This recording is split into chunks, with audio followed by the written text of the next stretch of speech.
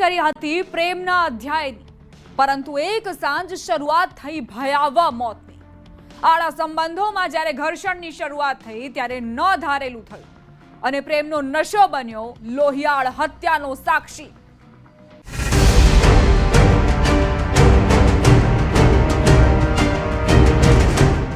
એપાર્ટમેન્ટને અડીને આવેલું ખુલ્લું ખેતર અને આ જ ખુલ્લા ખેતરમાં જોવા મળ્યો એક મૃતદેહ। તાત્કાલિક સ્થાનિકોએ પોલીસને જાણ કરી અને પોલીસનો કાફલો દોડતો આવ્યો તો ખુલ્લા ખેતરમાં એક મહિલાનો મૃતદેહ હતો। મૃત મહિલા કોણ છે અને તે ક્યાંની રહેવાસી છે, તેનું નામ શું છે, તે સહિતની તમામ માહિતીઓ પોલીસ તપાસ કરવા લાગી।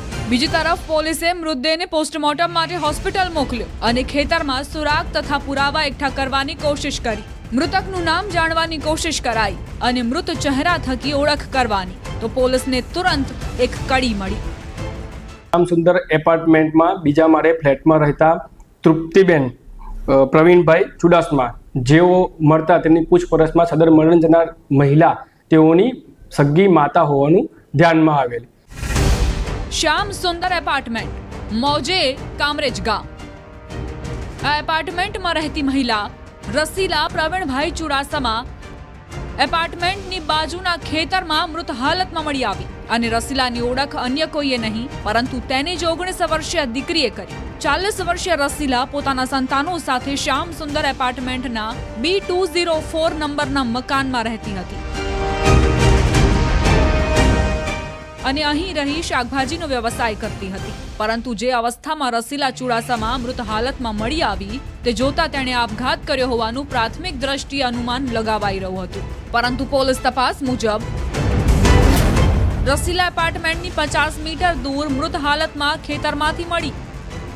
ત્યારે સવાલ એ થાય છે કે જો તેણે આપઘાત કર્યો હોય તો તે ખેતર અને એપાર્ટમેન્ટની દિવાલ નજીક જ મૃત હાલતમાં પડેલી જોવા મળે, એપાર્ટમેન્ટથી 50 મીટર દૂર નહીં। ત્યારે આખો મામલો આપઘાતનો નહીં પરંતુ મોટું ષડયંત્ર હોવાનું પોલીસ માનવા લાગી અને રસીલાના સંતાનો સહિત તેના પરિચિતોની ઊંડાણપૂર્વકની પૂછપરછ શરૂ કરી કે વધુ એક વાત પોલીસને જાણવા મળી। 5 વર્ષ પહેલા પીપોદરા નજીક આવેલા લીંડિયાત ગામે શાકભાજીનો વ્યવસાય કરનાર પ્રવીણ અને રસીલા ચુડાસમા પોતાના સંતાનો સાથે રહેતા હતા। ત્યાં અન્ય વ્યક્તિ ધીરુ લક્ષ્મણભાઈ ચુડાસમાની મુલાકાત થઈ રસીલાના પતિ પ્રવીણ ચુડાસમા સાથે। અવારનવાર ધંધાના કામ અર્થે ધીરુ ચુડાસમા પ્રવીણના ઘરે આવતો અને રસીલા તથા તેના પતિ સાથે વાતચીત કરતો। 3 વર્ષ સુધી લીંડિયાતની વાડીમાં રહ્યા બાદ 2 વર્ષ પહેલા રસીલા અને પ્રવીણ પોતાના સંતાનો સાથે કોળી ભરથાણા ગામે વાડીમાં રહેવા આવ્યા અને ત્યાં પણ ધીરુ ચુડાસમા તેઓને મળવા આવતો હતો। એટલું જ નહીં, તેઓની સાથે રૂપિયાની લેવડ દેવડ પણ કરતો।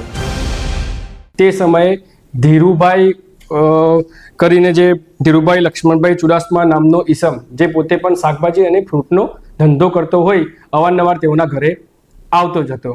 ત્યાર પછી તે તેના પપ્પા જોડે ઉછીના પૈસાની પણ લેવડ દેવડ કરતો અને તેની મમ્મી જોડે ક્યારેક ક્યારેક ફોન પર વાત કરતો, જે બાબતે સદર મરણ જનારના પતિને જાણ થતાં તેઓ વચ્ચે તકરાર થતાં સદર મરણ જનારના પતિ છેલ્લા 1.5 વર્ષથી સદર મહિલાને છોડી પોતાના વતન સાવરકુંડલા ખાતે ચાલી ગયેલ।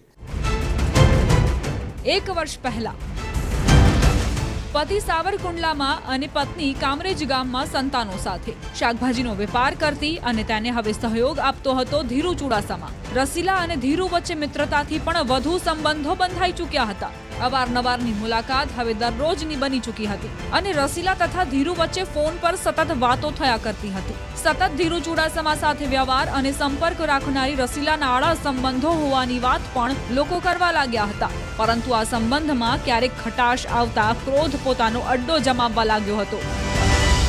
આરોપી ધીરુભાઈ લક્ષ્મણભાઈ ચુડાસમા દ્વારા સદર મહિલાનો અવારનવાર સંપર્ક કરી ઘરે મળવા આવતા તથા અમુક અંતરે તેઓનો ઝઘડો થતા સદર મહિલાને મારતા હોવાની પણ હકીકત ધ્યાનમાં આવેલ। તારીખ 20 જૂન 2025, સમય 8:30 થી 9 સુધીનો। રસીલા ચુડાસમાના મોબાઈલ પર એક ફોન આવે છે અને તે પોતાના ઘરનો દરવાજો બહારથી બંધ કરી શ્યામસુંદર એપાર્ટમેન્ટના ધાબા પર જાય છે, જ્યાં રાહ જોઈને ઊભો હતો ધીરુ ચુડાસમા। બંને વચ્ચે ધાબા પર મુલાકાત થઈ અને વાત એ હદે પહોંચી કે તકરાર વધી ગઈ। રસીલા અને પ્રેમી ધીરુ વચ્ચે ઝઘડો થયો.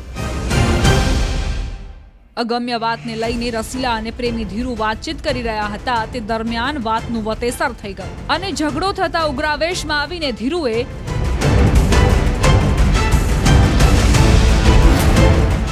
રસીલાને ધાબા પરથી ધક્કો મારી નીચે પાડી દીધી. સદર આરોપીએ કબૂલાત કરેલ કે ગત તારીખ 20/6/2025 સાંજના 8:30 થી 9 વાગ્યાના આશરામાં સદર મરણ જનાર મહિલાને તેઓને મળવા માટે ધાબા પર બોલાવેલ, જે બાબતે તેઓને ધાબા પર કોઈ કારણોસર ઝઘડો થતા બંને વચ્ચે ઝપાઝપી દરમિયાન સદર આરોપી ધીરુભાઈ લક્ષ્મણભાઈ ચુડાસમા નાઓએ મરણ જનાર મહિલાને ધક્કો મારી દેતા મહિલા ધાબા પરથી નીચે પડી ગયેલ.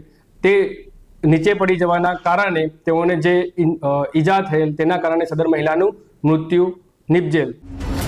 ધીરુની નજર સમક્ષ રસીલાનું મોત. ધીરુએ રસીલાને ધાબા પરથી ધક્કો મારતા તે નીચે પડી ગઈ, પરંતુ તેના શ્વાસ ચાલુ હોવાનું ત્યારે ખબર પડી જ્યારે ખેતરમાં તેની પાસે ધીરુ પહોંચ્યો. જો કે ધીરુ તેને ઢસડીને ખેતરની વચ્ચે લઈ જઈ રહ્યો હતો ત્યારે તેની નજરો સમક્ષ જ રસીલાએ છોડ્યા પ્રાણ. સદર મહિલા નીચે પડી ગયા બાદ એના શ્વાસ ચાલુમાં હોય અને જીવતી હોવાથી સદર આરોપીએ મહિલાને બિલ્ડિંગથી 50 મીટર દૂર સુધી લઈ ગયેલ અને ત્યાં બંને વચ્ચે વાર્તાલાપને અંતે સદર મહિલાએ પોતાનો શ્વાસ છોડી દેતા તે મૃત્યુ પામેલ છે. રસીલાના મોત પાછળ તેનો જ પ્રેમી જવાબદાર હોવાનું પોલીસ તપાસમાં બહાર આવ્યું કે પોલીસે પણ ધીરુને પકડવા માટે વિવિધ ટીમો ગઠિત કરી અને ગણતરીના સમયમાં જ તેને પકડી પડાયો, જેની એક એક કબૂલાતે પોલીસ સમક્ષ આખો કેસ કાચની જેમ સ્પષ્ટ કરી દીધો કે તેના જ હાથથી ધાબા પરથી રસીલાને ધક્કો વાગ્યો હતો અને નીચે પડતા તેનું મોત નીપજ્યું. આમ એક વાતને લઈને ઉગ્ર થઈ ગયેલો ધીરુ ભાન ભૂલી બેઠો અને પોતાની જ પ્રેમિકાને મોતની આગોશમાં ધકેલી દીધી. ખુદ પ્રેમી જ કિલર બનતા અહીં જ તેના પ્રેમનો અંત આવી ગયો અને પ્રેમિકા રસીલાના હત્યાના આરોપસર તે હવે જેલમાં ધકેલાઈ ગયો છે. બારડોલીથી કેતન પટેલ, ન્યૂઝ 18 ગુજરાતી.